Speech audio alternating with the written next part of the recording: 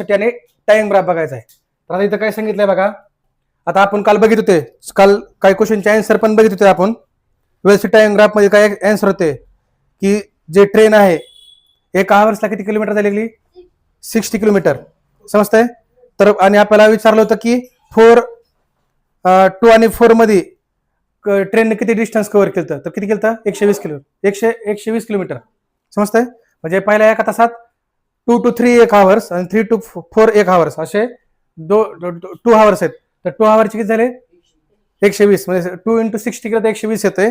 आणि परत आपल्याला विचारलं होतं की 2 आणि 4 म्हणजे ज्यावेळेस what are the relationship distance cover by the train between 2 and 4 hours area of particular quadrangle in the graph. तर ह्याच्यामध्ये रिलेशनशिप आहे का, तर distance cover equal to the area of quadrangle ही त्याचं रिलेशनशिप होतं. आणि ऍक्सेलरेशन काय होतं, झिरो ऍक्सेलरेशन मध्ये आपण काय बघित होतं की वाय ऍक्सिस वर काय वाय ऍक्सिस वर 1 centimetre equal to 8 metre per second आहे. आणि एक्स ऍक्सिस वर काय 1 सेंटीमीटर इक्वल टू 5 सेकंद आहे. हे एक्स ऍक्सिस आहे, हे वाय ऍक्सिस आहे. आणि आता इथं हा ग्राफ काढलाय आपण. आता हे कसा ग्राफ गेलाय, स्ट्रेट गेलाय. आता कशामुळे गेलाय, तर रिझन सांगितलं बघा. The velocity of change by the equal amount is equal time interval. म्हणजे जे वेलोसिटी चेंज व्हायला लागली, कशी व्हायला लागली, equal change by the equal amount in the equal time interval. म्हणजे इक्वल टाइम इंटरवल मध्ये इक्वल वेलोसिटी सुद्धा काय ती चेंज व्हायला लागली. And this is the uniform acceleration. त्यामुळे त्याला काय म्हणतो, uniform acceleration is in acceleratory motion. त्याला आपण ऍक्सिलरेटरी मोशन सुद्धा म्हणू शकतो. आणि how much does velocity change the every 5 minutes. तर प्रत्येक 5 मिनिटाला किती वेलोसिटी चेंज होते ते विचारले. आता बघा, for all uniformly acceleratory motion the velocity time graph is straight line. आता बघा प्रत्येक टाइम इंटरवल मध्ये काय म्हणजे equal amount distance cover by the equal time interval. समजतंय का, म्हणजे equal time interval cover the equal distance. आता इथं बघा, इथं कसं झालंय, इक्वल टाइम इंटरवल मध्ये इक्वल डिस्टन्स कव्हर केलंय, तर त्यामुळे ग्राफ कसा आलाय, स्ट्रेट आलाय. समजतंय. परत विचारले for the non uniformly acceleratory motion the velocity time graph may have any shape depending upon the acceleratory changes with the time. आता ऍक्सिलरेटरी चेंज म्हणजे आता बघा ग्राफ तुमचा ऍक्सिलरेटरी मोशन जर चेंज झाली, ऍक्सेलरेशन चेंज झालं, तर तुमचा ग्राफ सुद्धा काय होणार आहे, कमी जास्त होणार आहे. म्हणजे इनि शेप येणार आहे. बघा ऍक्सेलरेशन इन्क्रीज होले, डिक्रीज होले, इन्क्रीज होले, डिक्रीज होले, इन्क्रीज होले, डिक्रीज होले. त्यामुळे त्याचं काय होणार आहे, ऍक्सेलरेशन सुद्धा काय होणार आहे. त्याच्यानुसार नॉन युनिफॉर्म ऍक्सिलरेटरी मोशन मध्ये तुमचा ग्राफ चेंज होणार आहे. पण युनिफॉर्म मोशन मध्ये होणार नाही, कारण का इक्वल इंटरवल टाइम मध्ये इक्वल डिस्टन्स कव्हर करायला लागले. तर त्यामुळे तुमचा ग्राफ स्ट्रेट यायला लागला. कशामध्ये, युनिफॉर्म मोशन मध्ये. नॉन युनिफॉर्म मोशन मध्ये काय व्हायला लागले, तर ऍक्सेलरेशन चेंज व्हायला लागले, तर त्यामुळे त्याची ग्राफ सुद्धा काय व्हायला लागला, चेंज व्हायला लागलाय. समजतंय. परत विचारलंय तुम्हाला इथं बघा. आता तुम्हाला खाली विचारलंय from the graph 1.8 we can determine the distance covered by the car between the 10 to 20 seconds as did you case train previous example. Differentiate that the velocity car not constant but continuously changes because of uniform acceleration. म्हणजे त्याची velocity काय constant नाही, पण ते काय लागली, uniform acceleration असल्यामुळे continuously change सुद्धा व्हायला लागली.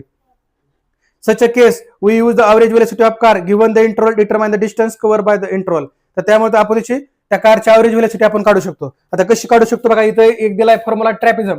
तर ट्रॅपिझम म्हणजे कोण आहे तुमचा, ABCD हे काय आहे, ट्रॅपिझम आहे.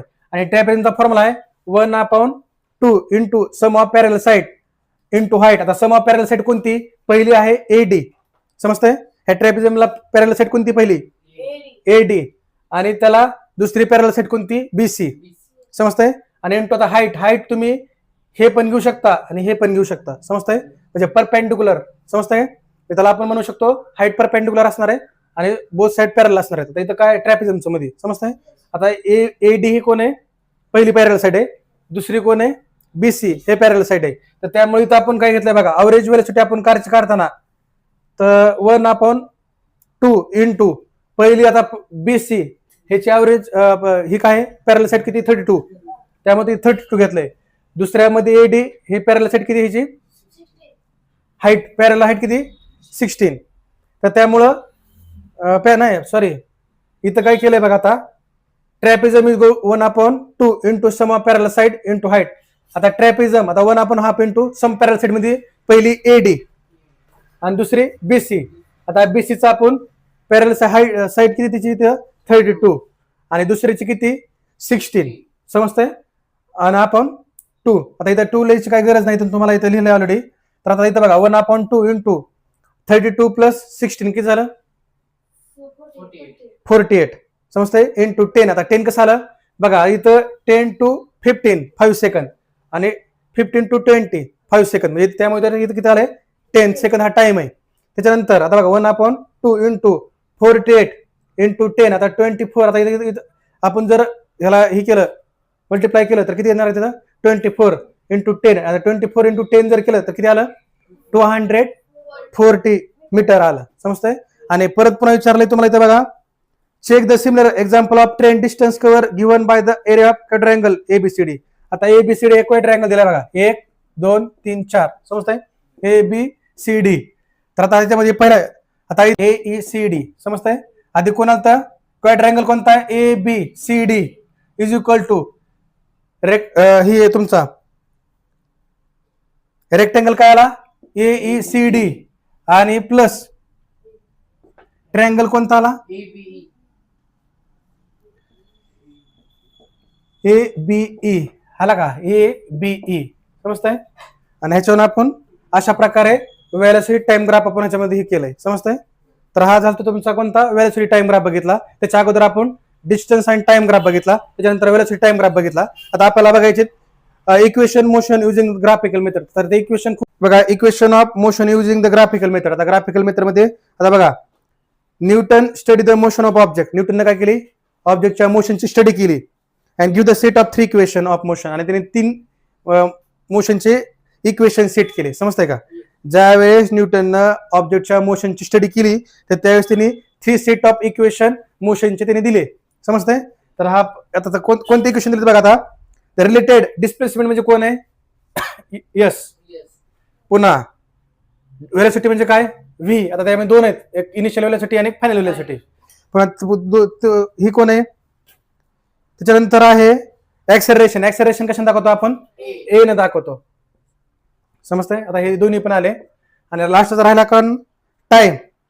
टाइम जो आहे तो टी. तर बघा, the related displacement velocity acceleration and time of object moving along the straight line.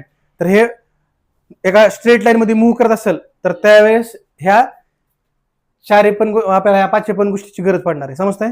तर त्यांनी काय केलं की मोशनच्या ज्यावेळेस न्यूटननं स्टडी केली मोशन ऑफ ऑब्जेक्ट तर त्यावेळेस त्यांनी काय केले 3 सेट ऑफ इक्वेशन दिले. आणि ते 3 सेट ऑफ इक्वेशन हे कशाच्या रिलेटेड आहेत इनिशियल वेलोसिटी, फायनल वेलोसिटी, त्यांचा टाइम असेल, डिस्प्लेसमेंट असेल आणि ऍक्सेलरेशन असेल. तर हे त्यांनी हे केलं. आता तुम्हाला दुसरा इकडे मागे दिलंय बघा. आता काय suppose the object motion along the straight line with initial velocity u attend the final velocity v in the time t due to the acceleration a and displacement s. 3 equation can be written as. आता बघा, एखादा object straight line मध्ये travel करते. समजतंय. तर त्याची पहिली velocity काय असणार आहे यू असणार आहे इनिशियल वेलोसिटी. हे जी इथं रीच झाले ते हे आहे ती काय असणार आहे फायनल वेलोसिटी. आणि त्याला लागणारा टाइम जो असणार आहे तो काय दाखवलाय टी दाखवणार आहे. समजतंय. आणि त्याच्यानंतर पुन्हा काय झालंय त्याचं इथून इथपर्यंत गेलं म्हणजे त्याचं काय झालं डिस्प्लेसमेंट झालं. म्हणजे डिस्प्लेसमेंट म्हणजे काय झालं एस झालं. आणि राहिलं कोण ऍक्सेलरेशन. आता ज्या स्पीड मध्ये इथपर्यंत गेला तो त्याचं काहीतरी ऍक्सेलरेशन असेल तर ते काय असणार आहे ए असणार आहे. समजतंय. म्हणजे एखादा ऑब्जेक्ट जर स्ट्रेट लाईन मध्ये ट्रॅव्हल करत असेल तर हे त्याची इनिशियल वेलोसिटी असणार, हे त्याची फायनल वेलोसिटी असणार. त्याला लागणारा जो टाइम आहे तो इथपर्यंत जातोय म्हणजे त्याला लागणारा टाइम टी असणार आहे. तो इथपर्यंत गेला म्हणजे त्यांनी त्याचा प्लेस सोडले म्हणजे काहीतरी डिस्प्लेसमेंट झाली त्या ऑब्जेक्ट मध्ये. समजतंय. डिस्टन्स आणि डिस्प्लेसमेंट वेगळ्या कन्सेप्ट आहेत, पण ह्या ठिकाणी काहीतरी त्यांनी डिस्टन्स कव्हर केले म्हणजे त्याचं काय झालं डिस्प्लेसमेंट झाली. आणि तो इथपर्यंत गेला म्हणजे त्यांनी कोणत्या तरी स्पीड मध्ये गेला असेल ऍक्सेलरेशन मध्ये तर तो कशाने दाखवलाय ए ने दाखवलाय. तर ह्या कंडिशनहून त्याचे 3 इक्वेशन पडतात. आता पहिलं इक्वेशन आहे व्ही म्हणजे काय final velocity, final velocity. U म्हणजे काय initial velocity plus a into t म्हणजे काय ए म्हणजे ऍक्सेलरेशन आणि टी म्हणजे टाइम. अँड दिस रिलेशन हे वेलोसिटी टाइम ग्राफचं पहिलं इक्वेशन आहे. समजतंय. दुसरं काय s is equal to u t. आता एस म्हणजे कोण डिस्प्लेसमेंट, यू म्हणजे इनिशियल वेलोसिटी, टी म्हणजे टाइम प्लस 1/2 म्हणजे कोण 1/2 आणि ए म्हणजे कोण ऍक्सेलरेशन आणि टी स्क्वेअर टी म्हणजे टाइम. समजतंय. आणि हे कशाच्या रिलेटेड आहे डिस्प्लेसमेंट आणि टाइमच्या रिलेटेड इक्वेशन आहे. आणि तिसरी इक्वेशन आहे v square is equal to u square plus 2as. आता व्ही स्क्वेअर म्हणजे कोण आहे फायनल वेलोसिटी, यू म्हणजे इनिशियल वेलोसिटी, आता ए म्हणजे काय ऍक्सेलरेशन आणि एस म्हणजे डिस्प्लेसमेंट. आणि हे कशाच्या रिलेटेड आहे डिस्प्लेसमेंट आणि वेलोसिटीचे. तर this is 3 important equation ask in your exam. हे 3 जे इक्वेशन आहेत तुम्हाला ते बाय हार्टच करावं लागतील. हे 3 पण इक्वेशन इम्पॉर्टंट आहेत आणि हे तुम्हाला परीक्षेला दिलं जाईल असं v equal to u plus 80 solve. तर तुम्हाला हे पुरत आपल्याला नंतर बघायचे सॉल्व्ह कसे करायचे ते. तर हे सॉल्व्ह करायचे तुम्हाला. तर असं दिलं जाईल आणि ह्याला सॉल्व्ह करायला लावलं तर तिन्ही पैकी कुठलंही पडतंय. तर हे पहिलं सोपं आहे, दुसरं पण सोपं आहे, तिसरं पण, म्हणजे सगळे सोपे आहेत. पण तुम्ही प्रॅक्टिकली जर त्याला व्यवस्थित लक्षात ठेवलं तर ते तुम्हाला सोपं जाणार आहे. बाय हार्ट पाठ केलं तर ते लक्षात राहणार नाही. तुम्हाला डायग्राम म्हणून दाखवतो त्याला कशा प्रकारे तुम्ही लक्षात ठेवू शकता त्याला इझिली. तिन्ही पण इक्वेशन समजले? समजतंय? आता ह्याच्यानंतर उद्याच्या लेक्चरला आपण ते इक्वेशन बघू. उद्या 2 इक्वेशन बघू. पहिले